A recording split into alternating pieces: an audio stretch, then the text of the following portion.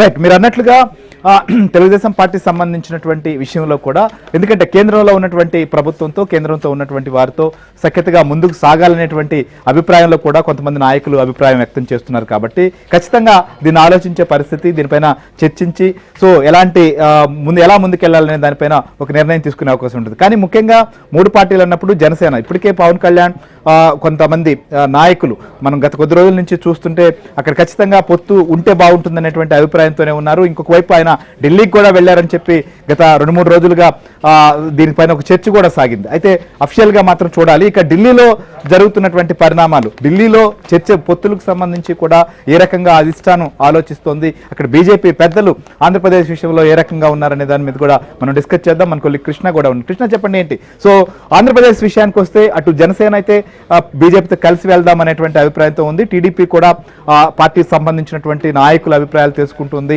ఇంకొక వైపు పొత్తుంటే ఏ రకంగా ఉంటుంది, రాబోయేటువంటి రోజుల్లో పరిణామాలు కావచ్చు, ఆంధ్రప్రదేశ్ అభివృద్ధి, ఇలాంటివి అనేక అంశాలు కూడా ఆలోచిస్తారు. కాబట్టి సో ఆంధ్రప్రదేశ్ విషయంలో భారతీయ జనతా పార్టీ ఏ రకమైనటువంటి అభిప్రాయంతో ఉంది? సో పొత్తులతో వెళ్లాలనేటువంటి డిస్కషన్ స్థానికంగా నాయకత్వం నుంచి వస్తుంది. కాబట్టి బీజేపీ అధిష్టానం దీనిపైన ఏ రకంగా ఆలోచించబోతోంది? శ్రీహరి, పొత్తు పొడవడం పైన ఉత్కంఠత అయితే కొనసాగుతుంది. ఏపీలో పొత్తు పెట్టుకోవడం వల్ల జరిగే లాభ నష్టాలు ఏంటి అన్న దానిపైన అయితే ఇప్పుడు కేంద్ర నాయకత్వం కొంత లెక్కలు వేస్తున్నటువంటి పరిస్థితి. అయితే ఈ కొద్దిసేపు క్రితమే జేపీ నడ్డాని కూడా పార్లమెంట్ లో ఏపీకి సంబంధించినటువంటి కొంతమంది ఎంపీలు కూడా కలవడం జరిగింది.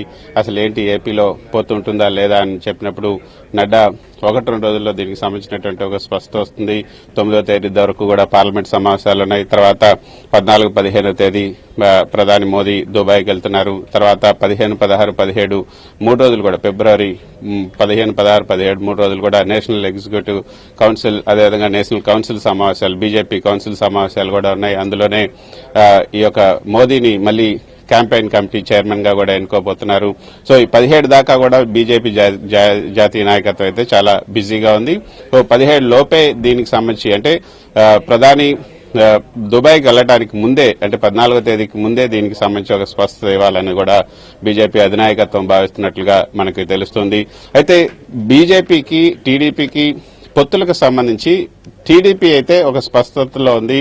బీజేపీతో పెట్టుకున్నా పెట్టుకోకపోయినా మాకు మంచిదే, బీజేపీ వస్తే మంచిది, లేకున్నా కూడా మంచిదే అన్నట్లుగానే టీడీపీ నాయకత్వం బీజేపీకి చెప్పినట్టుగా తెలుస్తుంది. ఎందుకంటే అక్కడ ఇందాక రామారావు గారు చెప్పినట్లుగా బీజేపీతో పొత్తు పెట్టుకుంటే ఖచ్చితంగా 3-4% వరకు ఓట్లు మైనస్ అవుతాయన్నది ఇప్పటి వరకు వచ్చినటువంటి సర్వేల్లో చాలా స్పష్టంగా తెలుస్తోంది.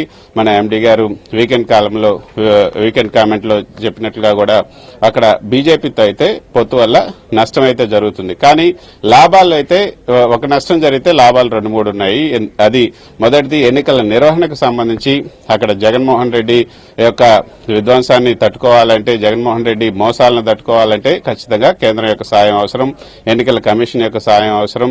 కాబట్టి అక్కడ ఎన్నికల సమయంలో అక్కడ ఐఏఎస్, ఐపీఎస్ ఆఫీసర్ల సాయం కూడా అవసరం. వాళ్ళ నిర్ణయాలు కూడా కొంత ప్రభావితం చూపుతాయి. కాబట్టి ఖచ్చితంగా ఎన్నికల నిర్వహణకు సంబంధించి అయితే కేంద్రం యొక్క సాయం అవసరం. తర్వాత ఇప్పుడు బీజేపీ జనసేన పొత్తు పెట్టుకుంటే ఖచ్చితంగా అక్కడ అధికారంలోకి వస్తామన్న ఒక ధీమా ఉంది.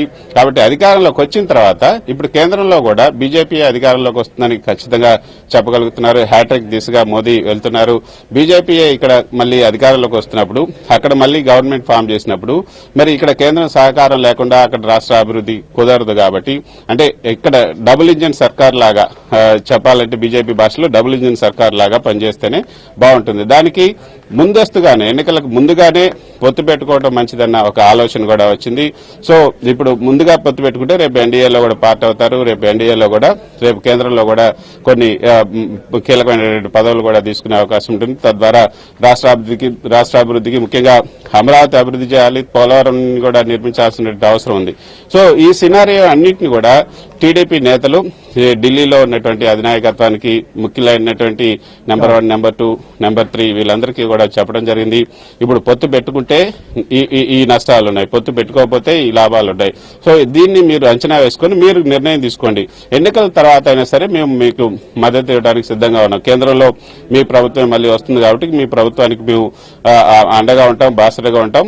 మాకు కూడా వేరే గత్యంతరం ఉండదు కాబట్టి, అంటే కేంద్రంతో సహకరించాల్సినటువంటి అవసరం కేంద్రం మాకు మీరు సహకరించాల్సిన అవసరం ఉంది అన్నట్లుగా కాబట్టి ఈ లాభాలు నష్టాలు పొత్తులో ఉన్నప్పుడు కావచ్చు లేదా కలిసి ప్రయాణించేటప్పుడు అనేవి ఉంటాయి. కానీ ఎప్పుడు అంటే ప్రాథమికమైనటువంటి చర్చలు కావచ్చు లేదా సహజంగా ముందు సంప్రదింపుల ప్రక్రియ అయితే జరుగుతూ ఉంటుంది ఏ పార్టీతోనైనా కలిసి చేసేటప్పుడు. సో అలాంటి పరిస్థితి అలాంటి ప్రక్రియ ఏమన్నా మొదలు కాబోతుందా? దీనికి సంబంధించి అంటే పూర్తిగా పొత్తులు ఉంటాయనేటువంటి ప్రకటన రాకపోయినప్పుడు కూడా మిగిలినటువంటి వ్యవహారాలపైన ఢిల్లీకి ఆల్రెడీ పవన్ కళ్యాణ్ ముఖ్య నేతలతో కూడా మాట్లాడుతున్నారని చెప్తున్న నేపథ్యంలో దీనికి సంబంధించి కూడా ఏమైనా క్లారిటీ రాబోతోందా?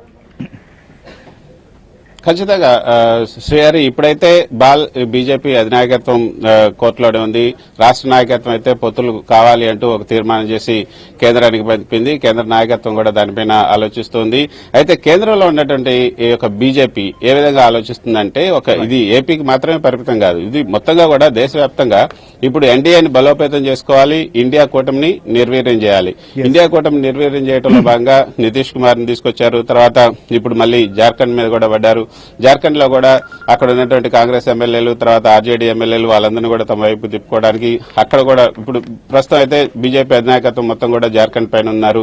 తర్వాత మహారాష్ట్రకు సంబంధించినటువంటి అంశం ఇవన్నీ కూడా ఉన్నాయి. సో ఇండియా కూటమిలోకి ఇప్పుడు ఇండియా కూటమి నిర్వీర్యం చేయడం, ఎన్డీఏని బలోపేతం చేసుకోవడానికి చంద్రబాబు నాయుడు కూడా ఎన్డీఏలోకి వస్తే బలోపేతం అవుతుందన్నలో ఎటువంటి సందేహం లేదు. 2014లో అసలు చంద్రబాబు నాయుడు ఎన్డీఏ కూటమిలోకి వచ్చిన తర్వాతనే దాని యొక్క ప్రతిష్ట కూడా పెరిగింది. సో ఇప్పుడు కూడా అదే పరిస్థితులు ఉన్నాయి. కాబట్టి ఇప్పుడు మోదీ ప్రభ కూడా వెలిగిపోతుంది రామాలయం తర్వాత. ఇప్పుడు ఇండియా కూటమి కూడా బలహీనపడిన నేపథ్యంలో ఖచ్చితంగా ఈ సినారీలు అన్ని కూడా చూసుకున్న తర్వాత టీడీపీతో కలిసి వెళ్లటం మంచిదా వెళ్ళకపోతే మంచిదా, రేపు ఇక్కడ కనుక పొత్తు పెట్టుకుంటే రేపు తెలంగాణలో కూడా టీడీపీ అక్కడ కలిసిపోతుందా లేదా అది కూడా తీసుకోవాల్సినటువంటి అవసరం ఉంటుంది. అందుకే తెలంగాణ నేతలతో కూడా కలిసి మాట్లాడాల్సిన అవసరం ఉంది. తెలంగాణ నేతలు కూడా కొద్దిసేపు ముందు పార్లమెంట్ లో కలిసినప్పుడు ఖచ్చితంగా ఏపీలో టీడీపీ బీజేపీ జనసేన పొత్తు ఉంటుంది. కాకపోతే తెలంగాణ విషయం ఏంటి, తెలంగాణలో టీడీపీ బీజేపీతో కలిసి పోటీ చేస్తుందా లేకపోతే విడిగా పోటీ చేస్తుందా, అక్కడ పోటీ చేయకుండా ఉంటుందా, అది కూడా తేలాల్సి ఉంటుంది. కాబట్టి ఆ ఒక్క అంశం కోసమే ఇప్పుడు కొంచెం ఇక్కడ పీటముడిబడి ఉంది. కాకపోతే మిగతా అంశాలన్నీ కూడా స్పష్టంగానే ఉన్నాయి అన్నది వాళ్ళు చెప్తున్నమాట. కానీ 10 రోజుల్లో దీనిపైన ఒక స్పష్టత వచ్చే అవకాశం ఉంది. Right, thank you Krishna, thank you Ramarao. So మొత్తానికైతే ఆంధ్రప్రదేశ్ లో పొత్తుల సంబంధించి 2014 కాంబినేషన్ రిపీట్ అయ్యే పరిస్థితులు మాత్రం కనిపిస్తున్నాయి.